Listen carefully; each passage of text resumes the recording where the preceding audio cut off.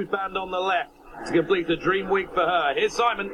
The Johnny Henderson Grand Annual, Gino Trail, last year's runner-up, the first to bound on with on the near side Croco Bay in the black sleeves, followed by Forest B and Bundoran on the inside, Mr. Medic. They're all safely over the first. Maracuja wasn't too tidy. Quickly on to the second, and Gino Trail comes in to take this one, gets in a little tight from Croco Bay. Not another muddle made a mistake there on the inside. Croco Bay from Gino Trail, Forest B and Mr. Medic. And then Top Gamble close up. Brillant Das on the outside. They're tracked then by, in the centre, Magic Saint in the yellow and the purple armlets in about 7th or 8th place, just out wide of Bundoran. So they jump the next, then Not Another Muddle. Further out, last year's winner, La Presienne, in a white cap, Tree of Liberty and a noseband, red sleeves, and Mind's Eye, Cape de Lan, and all set to go. What's Wrong With You is up the inside as they clear the fence in front of the stands. Out wide, the Flying Portrait. Theo is towards the rear with Champagne at Tara in a red cap. That's third last, and Maracuja is the back marker. Heading towards the back straight, Gino Trail by a length has re-established an advantage over Croco Bay in second. Then Forest being in third on the inside of Mr. Medic. Bundor on the inside then from Brillant Das, and they're followed by Magic Saint. Out wide is Top Gamble, tracked by La Presienne and Not Another Muddle, going very wide Tree of Liberty as they jump the first down the back. Maracuja made another blunder. All set to go, might have been a little bit sticky. Onto the water jump. Gino Trail in the cheap pieces on the inside of Croco Bay into this one, in the air together from Forest B. Another blunder there from Not Another Muddle, who was down on his nose at the water as they head onto an open ditch. Gino Trail, Croco Bay. After these, out wide Brillant Das, and a desperate blunder from Mr. Medic this time, and that was an amazing sit, in fact, from James Best there on Mr. Medic. Continuing down the back straight, Croco Bay, Gino Trail, then follows Forest B. Mr. Medic remarkably is still in touch. Brillant Das is right there in the green and yellow hoops, just going up on the outside of Forest Beard. Then Bundoran. Magic Saint is well in touch now at this open ditch. Gino Trail jumps it well from Croco Bay. Further back, Not Another Muddle on the inside of La Presienne, and then Top Gamble in the midfield as they continue on now towards 5 out. Gino Trail and Croco Bay as one, coming in to take this one, taking it well from Brillant Das on the outside.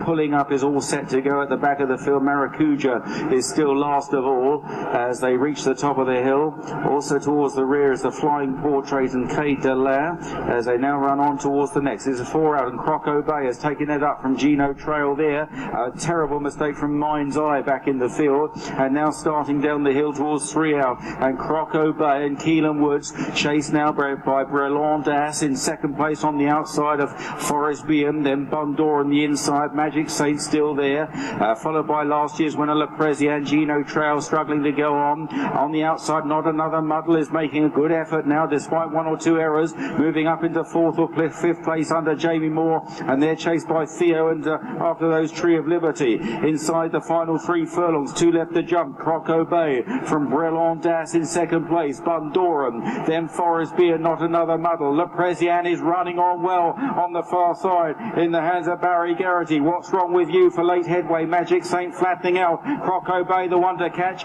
didn't land fully running there. 2 legs to Bundoran, then Brillant Das, Forest Beer, Not Another Muddle, and La Presienne, but it's still Croco Bay leading to the last from Bundoran. Great jump from Croco Bay this time, but Bundoran within a half length on landing. Then Forest Beer on the near side from Brillant Das. Croco Bay and Bundoran fighting it out. Hammer and tongs up the hill. Croco Bay is holding on very gamely all the way from Bundoran, and Croco Bay will see it out in the hands of Keelan Woods and wins the Grand Annual.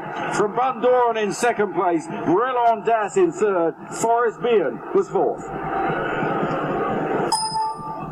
Day for trainer Ben Case and jockey Keelan Woods as Croco Bay rolls back the years.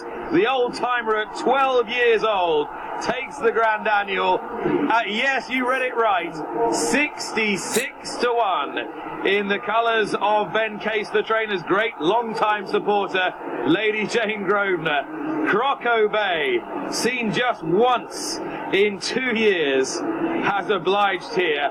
And what a tremendous piece of training. Bundoran loomed up threateningly between 2 out and the last. just got in deep to the last. That probably did him a favour. He got upsides, but Croco Bay had the greater resolution. Well, though, Bundoran has run again here. Brilliant out for Bryony Frost, has finished third in the silks of JP McManus. Fourth was Forrest Bean, and behind those, Not Another Muddle and What's Wrong With You. And Maracuja made some late ground from a very unpromising position, but it was Croco Bay who produced a wacky result in the penultimate race of the festival and the final race for fully fledged professionals, and with a spring-heeled leap at the last.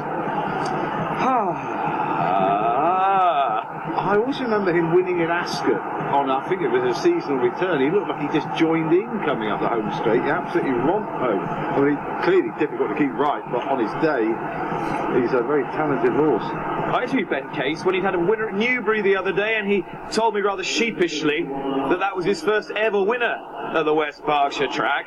He needn't be sheepish about now having trained his first ever Cheltenham Festival winner, because for a trainer with limited resource and limited horses, to get any horse to this festival is quite something, let alone win one, let alone with a 12-year-old, let alone with a horse back off 2 years, and at 66 to 1, Gary. I must admit, Nick, it was a really enjoyable race to watch. It wasn't necessarily the one I was most looking forward to today by a long